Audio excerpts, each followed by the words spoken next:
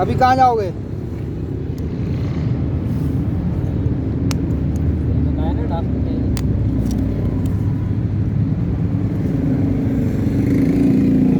देखना यार फट रहा पूरा, मजबूती नहीं है पूरा। पानी में और पेशाब में खड़ा तो नहीं होता ये है? हाँ, पेशाब में बाज़-औक़ात खड़ा होता है। वहाँ खड़ा नहीं करो,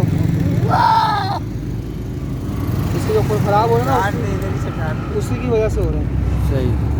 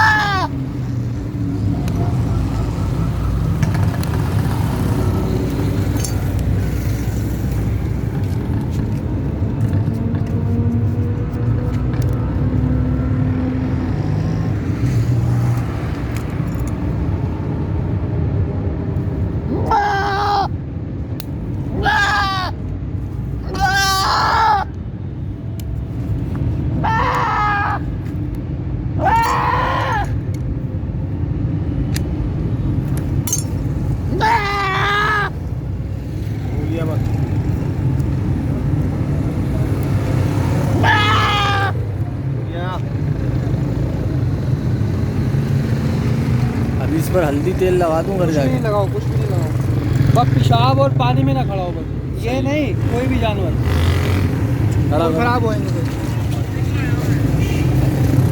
चलाइयो चलाइयो चला।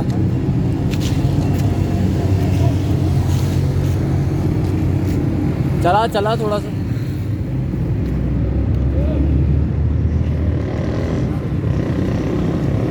ठीक है, सेट है।